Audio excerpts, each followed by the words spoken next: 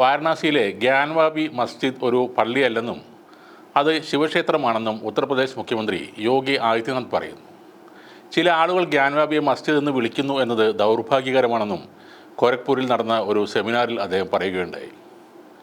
ഈ വർഷം ജനുവരിയിൽ ആർക്കിയോളജിക്കൽ സർവേ ഓഫ് ഇന്ത്യ 17-ാം നൂറ്റാണ്ടിൽ ഇപ്പോഴുള്ള ഗ്യാൻവാബി മസ്ജിദ് നിർമ്മിക്കുന്നതിന് മുമ്പ് ഒരു വലിയ ഹിന്ദു ക്ഷേത്രം അവിടെ ഉണ്ടായിരുന്നതായി റിപ്പോർട്ട് നൽകിയിട്ടുണ്ടെന്നും അദ്ദേഹം അവകാശപ്പെടുന്നു.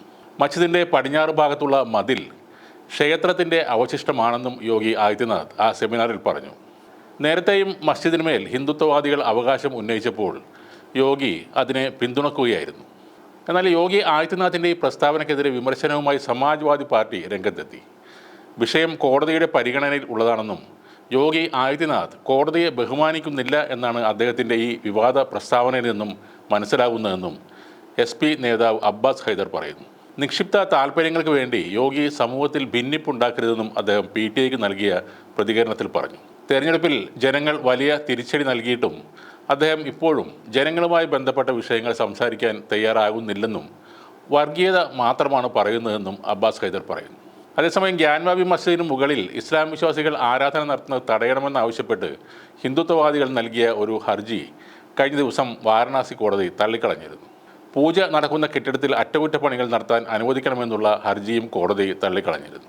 അതിന് പിന്നാലെയാണ് ഇപ്പോൾ യോഗി ആദിത്യനാഥ് വിവാദ പ്രതികരണവുമായി രംഗത്ത് വന്നിരിക്കുന്നത്. യോഗിയുടെ ഇത്തരം വാദങ്ങൾ ഏറ്റെടുത്തിരിക്കുകയാണ് ഉത്തർപ്രദേശ് BJP ഘടകവും.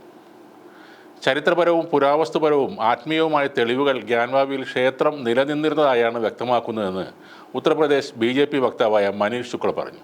അയോധ്യ ഹനുമാൻഗർഹി ക്ഷേത്രത്തിലെ മുഖ്യകർമ്മിയായ രാജുദാസും യോഗിയുടെ ഈ വാക്കുകൾ ആവർത്തിക്കുകയാണ്. ഗ്യാൻവാബിയെ പള്ളിയെന്ന് വിളിക്കുന്നത് തീർത്തും ദൗർഭാഗ്യകരമാണ്. അത് കാശി വിശ്വനാഥൻ്റെ ക്ഷേത്രമാണ്. കാഴ്ചയില്ലാത്ത ഒരാൾക്ക് പോലും ആ കെട്ടിടത്തെ സ്പർശിച്ചാൽ അത് തിരിച്ചറിയാനാകും. അത് ഉറപ്പായും ഒരു ക്ഷേത്രമാണ്. എത്ര കാലമായി ഞങ്ങൾ ഇതേ കാര്യം വാദിക്കുന്നു. വിഡ്ഢികൾക്ക് മാത്രമാണ് അത് പള്ളി എന്നും രാജുദാസ് പറയുന്നു. ഇത്തരം പ്രസ്താവനകൾ വഴി വലിയൊരു വർഗീയ ലഹളയ്ക്കാണ് യോഗി അരങ്ങൊരുക്കുന്നത്. 17-ാം നൂറ്റാണ്ടിന് മുന്നേ ഇത് അമ്പലം ഇരുന്ന സ്ഥലമാണ് എന്ന വാദത്തിൽ നിന്നും BJPയും യോഗിയും ഇനി പുറകോട്ട് പോകുമെന്ന് തോന്നുന്നില്ല. രാജ്യത്ത് കലാപം നടന്നാലും എത്രയോ മനുഷ്യർ കൊല്ലപ്പെട്ടാലും അതൊന്നും അവരെ ബാധിക്കുകയുമില്ല.